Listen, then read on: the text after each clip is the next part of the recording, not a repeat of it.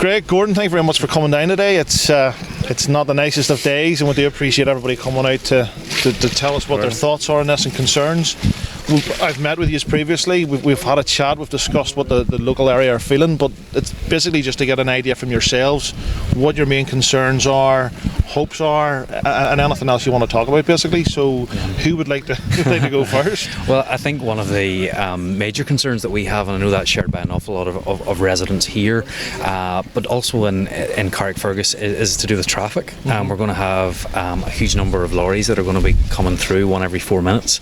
That is a big increase in what we have there already. This is meant to be a protected route, so it's going to be an awful lot of traffic, a lot of extra traffic, and that's of huge concern to people, not only here but coming into Eden. Well, that's as well. Wider down the road. Yeah, it's going to have a big impact, and then there's the effect on the local residents that are in the immediate proximity. There's going to be the noise associated with that, and it's going to be an even bigger impact there that the traffic will have. So very concerning for local residents, and that's why we wanted to come here today, just to show our support. Just a quick point before we get over to yourself, Greg.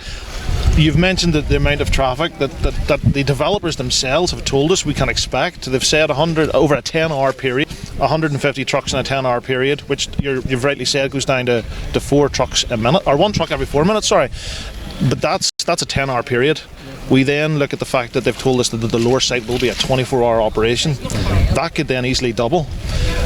And then what I would like you maybe to comment on is the fact that on the planning application they have clearly stated that presently the site sees 144 commercial vehicles per day.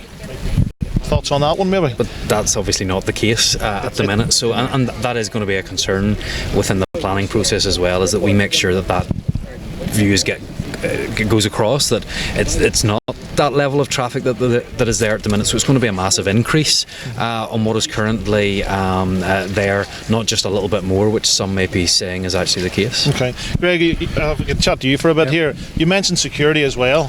What are your thoughts on the security of the site at the moment, on what maybe could pose a risk to the site? Well, really, from our point of view, the risk at the moment is the site was originally planned for a heavy oil storage, from the point of view for a backup for the power stations, and then it was used for other things. But the concern we're having now is that there's going to be really flammable fuels now being held on the site. The railway line goes through the site, and access and all from those sort of things. So when you think of that, you're bringing the environment of the flammable liquids and the risk of that there, especially with a public transport network right through the centre of that there, is a major concern for us on the site. We had a meeting initially with the developers' representatives when we first found out about this, certainly not when it was originally planned and when the site was bought, and when the developers' representatives met with us, they assured us of the security of the site, because as you pointed out, Gordon, a lot of us live quite close to the site, some closer than others, and we did raise the issue about how easy is it for somebody to get in here. I mean, we have a lot of concerns around the world with terrorism, for example, and one of our concerns was you've this vast amount of flammable liquid being stored there. What is stopping people from getting in? We were told that there's the highest level security on site. It's monitored remotely as well, I may add, which causes concern. But last Saturday evening, it was brought to our attention that 2 young gentlemen gained access to the site via the railway lines, made it 3/4 of the way along the jetty, and were there for a total of 3 hours fishing and drinking alcohol. Now, a local resident did contact the Coast Guard and the police because they had concerns that if these inebriated gentlemen fell into the water, but the currents and the tides we have out there, they could drown. It took the police, first of all, 50 minutes to attend site. Now, that's just to the gate. But having spoken to the police, this person was able to tell us that the police weren't actually able to gain access to the site physically. Not that they weren't permitted, but they couldn't actually be allowed in. And the reason for this was that a key is required to open the gate. This resident spent another hour conversing with security, and after 3 hours these gentlemen left the site of their own volition, not having been removed, which raises the question, if people's lives are at risk, even in the state it is now, is security adequate? I would say no.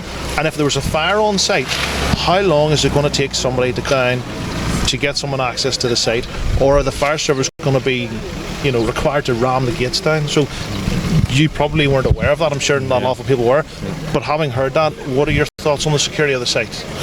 Well, again, what you're saying there, it is concerning from the point of view where people can access the site so freely and easily. But then the other concerning factor around that then is that if the security or the emergency services cannot gain access, poses further questions with the company and the company that's developing this here, of how their site's controlled, and if they're saying it's monitored remotely, then that would be showing that if there is a case, then there's a need for to have actually manned security on site. So it's all those things need to be taken into consideration, and as again we said earlier on about the vast nature of and the quantity of fuel that's going to be held on this site, it is a risk for either accidental flammable, like was gunfire, or if there is a risk then that somebody deliberately wants to go in there and cause a problem. So all those things really need to be taken into consideration and looked at from the developer. And safety and security go hand in hand, and obviously